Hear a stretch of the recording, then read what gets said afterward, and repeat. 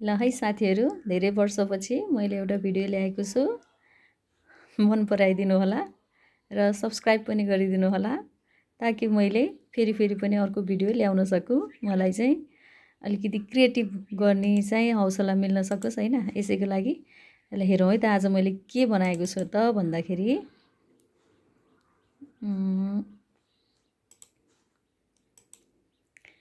नेपालको संविधान 2072 जुन असोज 3 गते जारी भएको हो, जसमा चाहिँ हामीलाई चाहिँ अनुसूची 9 मा सङ्घ प्रदेश र स्थानीय तहका साझा अधिकारका सूचीहरू 15 वटा रहेका छन्।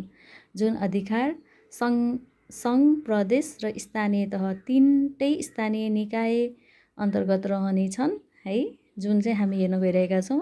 यसलाई सम्झनको लागि सजिलो तरिका मैले यहाँ हजुरमाझ ल्याएको छु, जसलाई चाहिँ पहिला सबाट उच्चारण हुने शब्दहरूलाई क्रमबद्ध लेखौँ है त।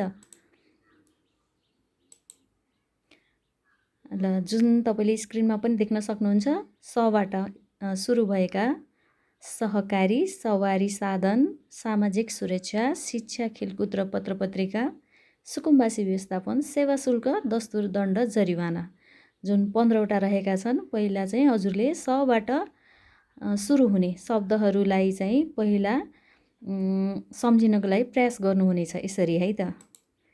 त्यसपछि हामीसँग 7 वटा सबाट आउने स्वास्थ्य पनि परेको छ। त्यसपछि हामी कबाट कृषि, वन जङ्गल, वन्यजन्तु र विद्युत, खानेपानी र खानी तथा खनिज, विपद व्यवस्थापन, व्यक्तिगत घटना जस्ता यी बुँदाहरूलाई यसरी सम्झिन्छौँ है।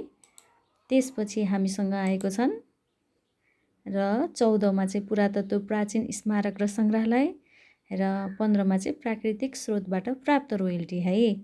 जुन प्राकृतिक स्रोतबाट प्राप्त रोयल्टी हामीलाई यस अनुसूचीमा चाहिँ 2 ठाउँमा चाहिँ देख्नुपर्ने हुन्छ है त। अगाडि पनि देख्नुभयो तपाईँले भिडियो पज गरेर हेर्न सक्नुहुन्छ र आज हामीलाई साथ दिँदै हुनुहुन्छ उहाँहरूले है त। उहाँहरूलाई पनि धेरै धेरै धन्यवाद है। Bye bye.